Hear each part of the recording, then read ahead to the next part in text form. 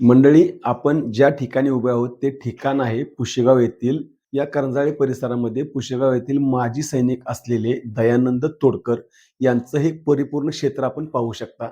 या दयानंद तोडकर यांनी देशसेवा करून सध्या ते आपल्या शेतीमध्ये रममाण झालेले आहेत.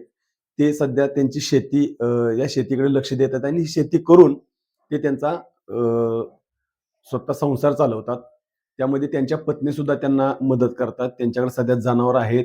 त्याचबरोबर शेतीची सगळी कामं ते स्वतः करतात. यापूर्वी त्यांनी देशसेवा सुद्धा केलेली आहे. पण देशसेवा करून आलेल्या दयानंद तोडकरांना सध्या वेगळ्या समस्येनं ग्रासलेलं आहे आणि त्याचं कारणही तसंच आहे. दयानंद तोडकर यांचं क्षेत्र ज्या ठिकाणी आहे, हा करंजाळे परिसर म्हणजे पूर्वीचं महादेव मंदिर परिसर.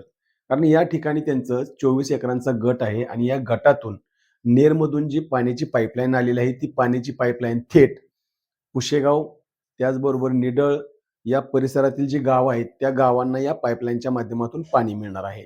कारण ज्या ठिकाणी आता सध्या आपण उभे आहोत, त्या ठिकाणी त्यांच्या शेतातून हे क्षेत्र जे आहे, त्या क्षेत्रातून ही पाईपलाईन गेलेली आहे आणि त्या पाईपलाईन जाताना या शेतकऱ्याचं प्रचंड असं नुकसान या कंपनीच्या माध्यमातून झालेलं आहे. ही कंपनी कुठली आहे पाहूया. ही कंपनी आहे सांगली जिल्ह्यातील एस.व्ही. जाधव या नावाने आणि त्यांच्याबद्दल सांगायचं तितकं थोडंच आहे. कारण या कंपनीनं ज्यावेळेला यांच्या पडीक क्षेत्रातून पाईपलाईन नेली, त्याचबरोबर कंपनीचं असं मत आहे, की हे क्षेत्र सगळं पडीक आहे, जे आपण आता पाहतोय ते. पण मित्रांनो, हे क्षेत्र पडीक नाहीये. कारण त्या ठिकाणी सध्या माजी सैनिक असलेले दयानंद तोडकर बागायत क्षेत्र करतात. कारण आपण बघू शकतो त्यांचं बागायत क्षेत्रही या ठिकाणी आहे. पण कंपनीच्या आडमुठ धोरणानं ते क्षेत्र फक्त पडीक असल्याचं ते कंपनी दाखवून देते. ठीक आहे, जरी कंपनीला पडीक क्षेत्र असलं, तरी यांच्या रानातून जी पाईपलाईन गेलेली आहे, त्या पाईपलाईनमध्ये जेव्हा चर काढण्याचं काम होतं, त्यावेळेला त्यांनी ब्लास्टिंग केलेलं आहे. सुरुंगाचा ब्लास्ट केलेला आहे आणि त्या ब्लास्टच्या माध्यमातून उडालेले दगड हे ते जे आपण पाहतोय ज्यांचं शेततळ आहे, अतिशय मोठ्या प्रकारचं शेततळ त्यांनी कष्टानं उभं केलं.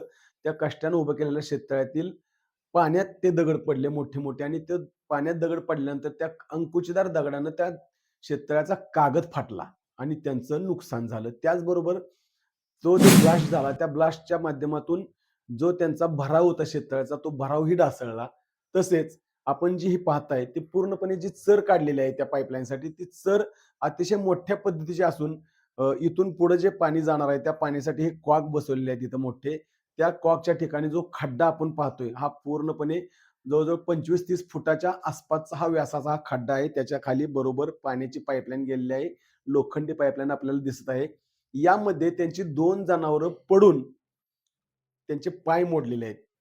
त्यामुळं तसेच हा परिसर जो पाहतोय, त्या परिसरामध्ये कंपनीचे कामगार जेव्हा काम करत होते, तेव्हा दारूच्या बाटल्या, त्याचबरोबर काचेचे ग्लास, तसेच जे काही कंपनीच्या कामासाठी वापरलेले प्लास्टिक हे त्यांनी तसंच इथं टाकून दिलेलं आहे.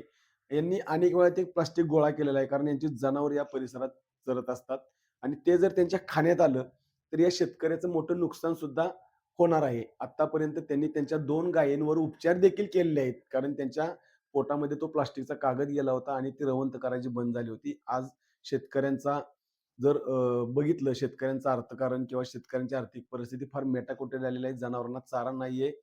कारण ह्या वर्षी पडलेला पाऊस हा भयानक पद्धतीनं पडल्यामुळं परिसरातील सगळं पीक जळून गेलेलं होतं. सध्या परिस्थिती त्यांची तशीच झालेली आहे. कारण यापूर्वी त्यांनी देशसेवा केली आणि देशसेवा केल्यानंतर ते सध्या शेतीमध्ये काम करतायत. मात्र त्याचबरोबर त्यांचे जे कंपनीनं केलेले क्षेत्र आहे, त्या क्षेत्रातील अनेक ठिकाणचे जे दगड होते, ते दगड कंपनीनं हलवून इकडं-तिकडं टाकल्यामुळं त्यांच्या शेजारचे जे शेजारचे जे बांध आहेत, ते बांधसुद्धा फुटलेले आहेत. त्यामुळं त्यांचे जे काही शेजारी आहेत, दुसरे शेतवाले, त्यांनी 10-10 फुटानं त्यांच्यात अतिक्रमण केलेलं आहे आणि हे अतिक्रमण केल्यानंतर यांच्यावरती जो अन्याय सुरू आहे, याबाबत त्यांनी खटाव तहसीलदार असणाऱ्या बी.एस. माने यांच्याकडे सुद्धा अपील केलेलं आहे. त्यांच्याकडे रस्त्याची मागणी केलेली आहे. मात्र अजूनही नकाशात रस्ते असून सुद्धा त्यांना कुठल्याही प्रकारचा रस्ता देण्यात आलेला नाहीये.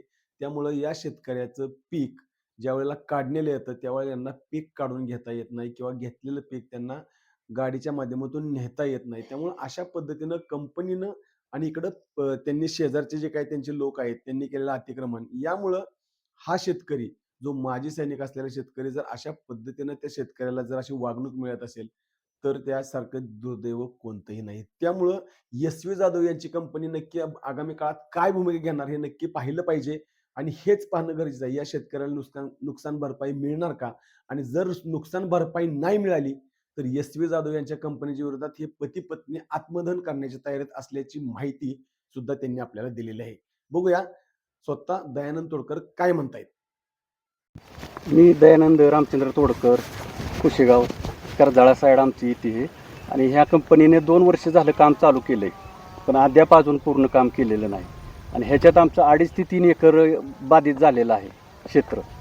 तर त्याची पण भरपाई वगैरे काय नाही दिली बा. माझं भरपूर आता हे गेलं की तिकडं विहिरीचं नुकसान झालं आहे, टी फोडली माझी तिथं. आज देतो उद्या देतो करत करत आत्तापर्यंत बघा दिली नाही भरपाई त्यांनी. तुम्ही ह्याच्या संदर्भात मागणी वगैरे काय केली होती? मागणी केलेली साहेबांनी पण ती देतो करतो अशीच उत्तरे देतात. आज उद्घाटन आहे किंवा उद्या पाणी टेस्टिंग आहे असं करत करत उद्घाटना दिवशी मशीन येणार होती ते सुद्धा आले नाही ना आजपर्यंत आले नाही. उद्घाटनाला मला वाटतं 10-15 दिवस झाले असतील. म्हणजे उद्घाटन तरी झालंय का तिकडे झालं ना ते साहेबांनी केलेलं नेरमध्ये? हां, जलपूजन. जलपूजन झालं. हां, तेव्हापासून मशीन देतो म्हणले. आज काल पण फोन केला, आता फोनच उचलणं बंद केले साहेबांनी. कुठल्या साहेबांनी? पवार साहेब किंवा वाघ साहेब. वाघ साहेब कोण आहे तिथले? सुपरवायझर? सुपरवायझर आहेत. हां. आणि पवार साहेब मॅनेजर आहेत इथले हां. ह्या कामात? आम्ही म्हणलं आमचं नुकसान झालंय तेवढं नुकसान भरपाई तरी द्या, नाहीतर रानं व्यवस्थित करून द्या म्हणलं. तर काहीच करत नाहीत बघा ते. रानाची दुरावस्था झाली. 2.5 ते 3 एकर आमचं क्षेत्र असं बाधित आहे. तर त्यांचं कसं म्हणणं टेकाडाचं भरपाई देता येणार नाही. पण टेकाडाचं राहू दे की आम्ही म्हणतो हे वहिवटीचं रान आहे, आज ना उद्या तरी वहिवटायला येणार ना, हे सुद्धा तसंच ठेवलंय ना. आणि अजून काय काय नुकसान झालं तुमचं? माझ्या विहिरीचं पण झालंय आणि टी फोडली त्यांनी त्या कॉन्क्रीटच्या. शेततळ्याचं नुकसान झालंय, माझे कागद फाटलाय आणि ते हे लावलेलं ना बंधारा आहे वगैरे ते सगळं वाहून गेलाय माझा. म्हणजे मातीचा तड मातीचं बरं, मातीचा भरावा सगळा जाऊ. तर ते काय म्हणतात पंचनामा करता येणार नाही ह्याचं.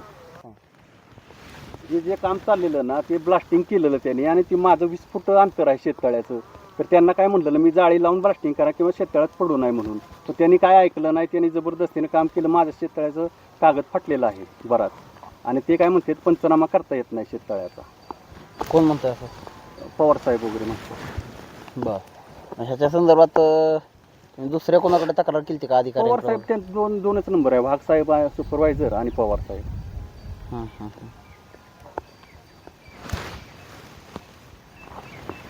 तर इथं बघितलं क्षेत्र ह्या त्या पोकलँड ड्रायव्हरांनी बघा ते दारूच्या बाटल्या वगैरे टाकल्या तिथं, त्या नेल्या नाही, त्या तशाच पडल्या. ते फुटल्या तरी जनावरांना इजा होऊ शकते ना. आणि तिथं नंबरी दगड आहेत ते सुद्धा उचलून तसेच ठेवले ते ह्याने. कोणी ठेवली? कंपनीने. कंपनी परत त्यांनी दुरुस्ती करूनच दिली नाही त्याने अजिबात. आणि रस्त्याचा काय विषय इथला? आणि तो सरकारी रस्ता आहे तो सुद्धा शेतकऱ्यांनी बंद केलेला आहे.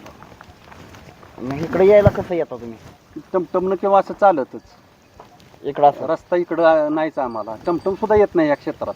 आणि जर समजा इथं जर शेतीचं उत्पादन काही निघालं तुम्हाला तर इथनं बाहेर न्यायचं म्हणल्यावर ह्या क्षेत्रात मोटरसायकल किंवा आपल्या ट्रॅक्टरवरच, बाकी दुसरं वाहन येतच नाही इकडं.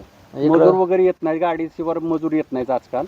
आणि इकडं मग येतच नाहीत, मजूर सुद्धा येत नाहीत. मग तिथं आम्हाला गाडी टमटम पाहिजे, मग ती येतच नाहीत. मग चालत तुम्ही तिथं हे केलं की नाही तिथूनच चालत येते. त्यांनी चालत नकोच म्हणते ते आता मजूर.